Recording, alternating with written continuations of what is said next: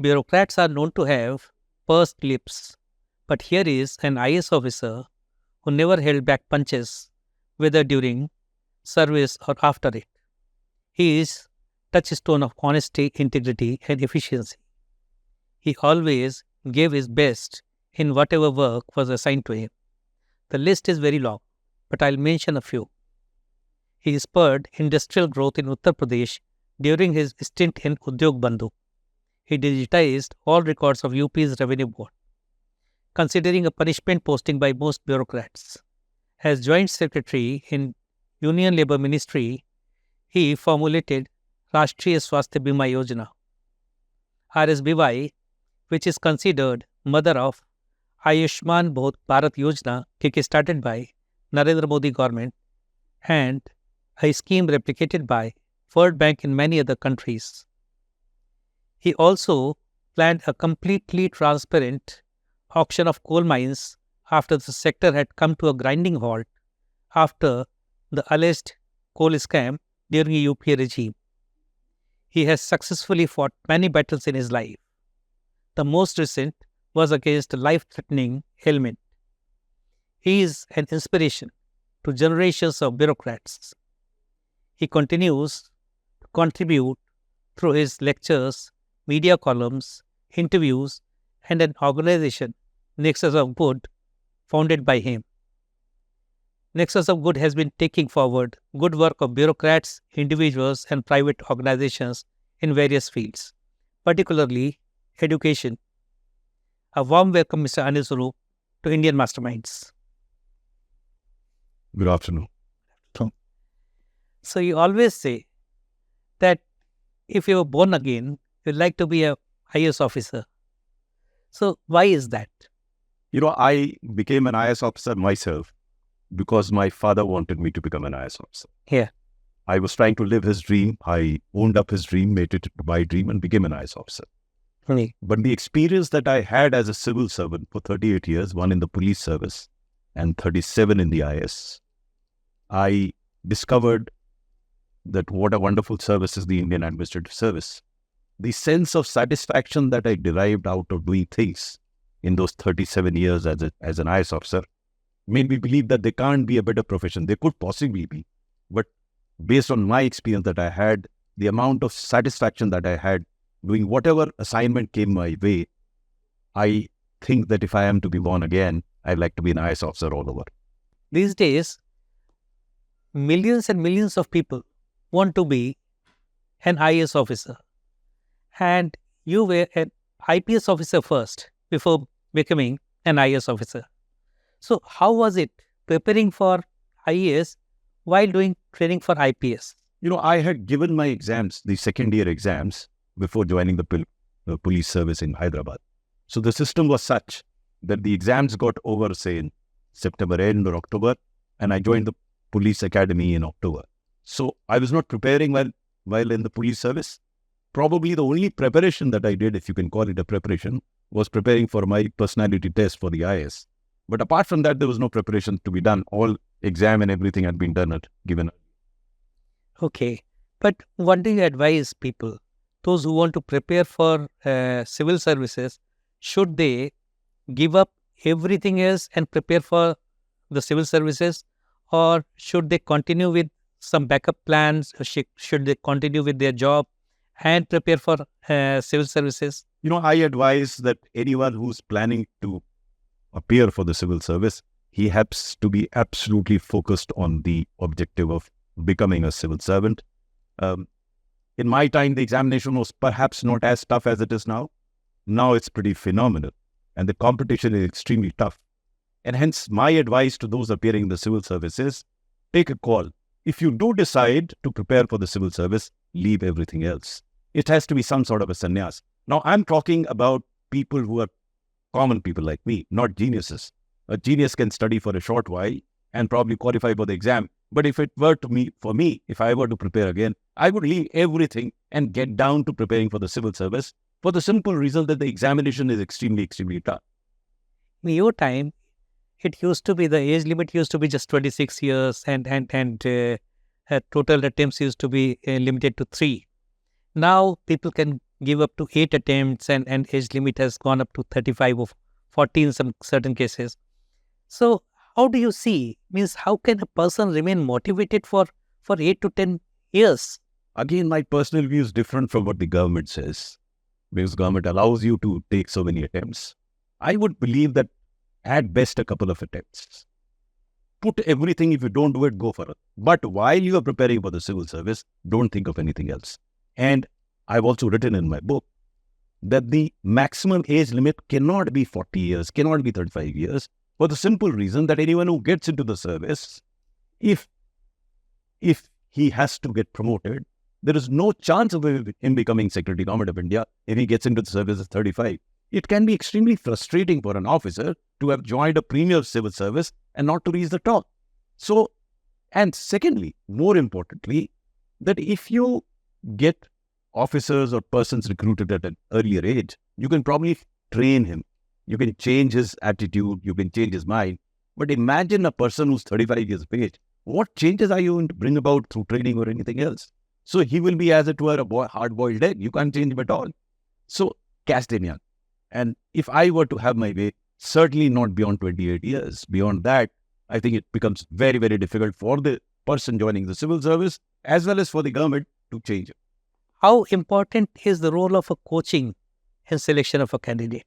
I would believe that coaching doesn't have a major role to play, but guidance does. Okay. And there's a difference between coaching and guidance. Coaching would be that everyday classes, you attend classes. Guidance is to tell the person as to which books to pick, how to prepare. So to me, guidance is very important for the simple reason that unlike during my time when we had to go to the library to prepare for the civil service, now there is already so much information available on the internet and otherwise that you have to guide or you have to seek guidance from someone who could tell you, okay, pick up this book is good. You don't have to have so much knowledge that you may think, because civil service exam is not a research paper. You have to have appropriate information knowledge, and hence it's important that a person who's appearing in the civil service gets the appropriate guidance. And if he doesn't get that, then he'll either end up reading so much that he will not be able to pour it out in the half an hour that becomes available to him, or he would probably read things which are not relevant. So determining what is relevant, determining how to prepare is more in the domain of guidance than in terms of coaching. In most of the coaching institutes, they teach you. They teach you subjects, they teach you general studies. I'm not very sure whether a person who's preparing for the civil service actually requires to be taught until he's not studied that subject before. Then it's a different matter. But if he's studying before, then it's more to do with guidance than coaching. Mm-hmm. And what will you say about the engineers getting an upper hand in selection? Is a majority of candidates who are getting selected are coming from engineering background. I don't think they're getting an upper hand deliberately. In fact, the fact that a person is qualified engineering, he already has an upper hand. Because not everyone gets into the engineering colleges. So if more engineers are getting into the civil service, fair enough, they deserve it. And I don't think it should be held against them. They've worked hard, they've become engineers. They know how to discipline themselves, because you can't pass an engineering exam without being disciplined. You can't pass an engineering exam without working hard. So they get those attributes as they become engineers. So if they do get an upper hand, as you say, then there's nothing wrong in it. They've worked hard for it. And everyone has an option to become an engineer. Others don't become an engineer and go for the civil service. So I don't think their being engineer should be held against them, or I would say there's no bias against them or for them. They've worked hard, they've qualified for the engineering exam, and then they've become a civil servant. And there is also a dominance of English medium in civil services. People coming from Hindi or some other mother tongue, they find it difficult to crack the UPSC civil services. The numbers are changing. During my time, the numbers are much lesser. I don't have the exact numbers before me, but the numbers are changing very fast. More and more people with other mediums are getting into the civil service. This is also on account of the fact that our education system was such that the best of colleges had English as the medium. And gradually, as more and more good colleges in local languages or maybe in Hindi are coming up, I think we have students coming into the civil service. So since Our education system was actually something which the British came up with. So in the beginning, at least during my time, I think the education imparted during those days in English medium school was certainly better than the non-English medium schools. But now you have non-English medium schools doing very well. So in that case, over a period of time, I think it will even. Okay, since you've been post-retirement, you have been going to a lot of institutes, meeting a lot of aspirants. So what is the difference you find in the aspirants in your generation and the aspirants today's? This emanates from the general tendency of the new generation, and I'll try and compare how I perceive as the new generation and generation during my time. During my time, there was not so much information available. Information had to be sought. You have to go to a library, you have to speak to somebody taught you. Now information is available on your mobile phone. So information explosion has brought about a change in the present day generation. So they have information, but probably the other skills that they have to develop to use that information, that is somewhat lacking. So when it comes to analysis, I hope I'm not wrong, I think during my generation, the analytical skills were developed along with getting information. Right now, there's an information overload. So those skills don't get developed, the analytical skills, which should be developed. Secondly, I think today's generation, they want the results immediately. I call it a Maggie culture, 2 minutes, immediately. And though they are much better informed, they are much more articulate, they are much more confident. These are the positive attributes of the current generation. I think they lack in patience. They lack in details. So it's an Instagram culture of, flipping through things rather than going into the details of it. During my time, there was a lot of depth in whatever one learned. One probably didn't learn so many things because so much information was not available. But whatever one learned, the understanding was much more in-depth as compared to now. It's more to do with surface knowledge. Because again, I don't blame them, because that's the nature of things. So much information is available that they can go from one to the other without delving deep into one aspect of information that becomes available. Finally, I think during my generation, and I don't know whether I'm right or wrong, that's my perception, I think that generation was certainly more disciplined in terms of sacrificing things to achieve something. Right now, that sacrifice is difficult. The first sacrifice is the telephone. No one wants to give up their mobile phone. It's very difficult for them to give it up. I mean, I keep telling them, it's okay with me. I have retired now. I can afford not to sacrifice my phone. But my friend, look at the amount of time that you're wasting on your phone. Right. So the distractions today are much more as compared to the distractions that we have then. So this has brought about the change in the perception of the present day generation. And how important do you think is the attitude of a person in selection in UPSC? Yes. To me, attitude is the key for a civil servant. I keep saying that you can outsource expertise, but you can't outsource attitude. And this needs to be understood very clearly. If a person getting into the civil service, he may be very bright, he may be brilliant, but if he doesn't have a positive attitude, he will be a problem in the service. So what is most important to me for a civil servant is to have a positive attitude. And unfortunately, the current selection system does not gauge that positive attitude. Because gauging that attitude requires a greater interaction with that individual. In 20-25 minutes of a personality test, you cannot actually, you may, but more often than not, you'll not be able to gauge the attitude of that individual. It will require a longer exercise with that individual. Now, some people say that, how can you get that time? Now, imagine a civil servant getting into the IAS, heading a particular organization with a negative attitude, he will mess up. Considering the fact that the IAS officers occupy very, very prominent positions through their career, it's very important to spend time to assess their attitudes. And during my time, I'm told we did not have tools to assess attitude of individuals. But now there are psychological tools available. It may be a bit subjective, but that's worth it. At least in 80% of the cases, you get to understand whether that particular individual has a positive frame of mind, whether it is empathy, whether he's empathetic towards the poor. Now, these are things which need to be assessed. Changing attitudes is difficult. You can. But unfortunately, on the one hand, we don't select such people with positive attitude, nor do we train them to become positive in their attitude. I mean, in training also, they're taught more. Now, as far as I'm concerned, I think information, anybody who gets into the civil service will be able to obtain that information. Anyone who cracks the civil service exam has reasonable about information, reasonable about their intelligence to learn more. The problem is of attitude. How do I change that attitude? I was coming to that only. Say, if the interview continues for 20 minutes or maybe it's a 30 minutes interview, so a candidate may also fake the attitude. See, even if he doesn't fake the attitude, 20 minutes is too short a time. I'll give you an example. If I were to observe a group of 5 people indulging in a group discussion, Right. on a particular topic, the chances of gauging his attitude would be much more. An observer will be able to do that. There are other such tools through which you can actually assess. Some people could still game it. Some people could do it.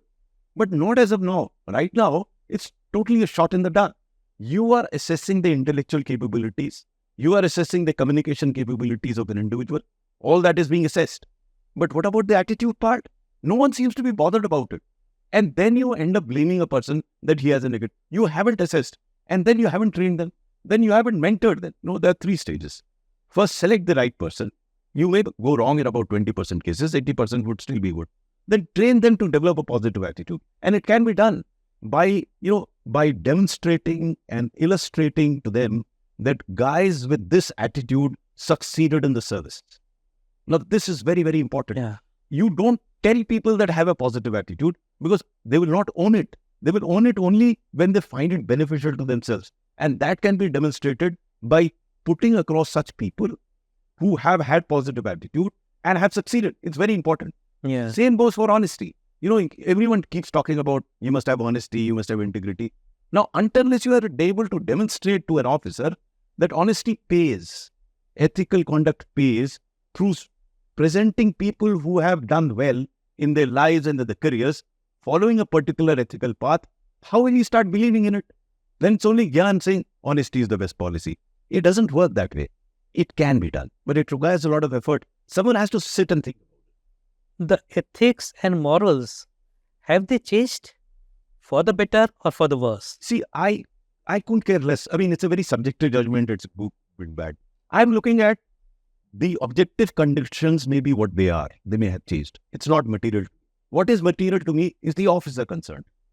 So even if the objective conditions change, we can debate that, whether they have become bad. There's no empirical evidence to prove whether it was better earlier and worse now. We can continue to debate that. But most importantly, even if they have changed, what does it take to keep the officer ethical? What does it take to sustain a positive attitude in an individual? That needs to be discussed. And there, I think, training and mentoring after he gets into the service is extremely important. To give you an example, an honest officer gets kicked in the beginning. He does an honest thing, he does a genuine thing, and he's hit. Suddenly, he loses his confidence. And he starts rethinking whether I'm doing the right thing. Now, that's when he requires mentoring. So, it can be done again. I do it at a personal level. Many officers speak to me on phone when they get hit.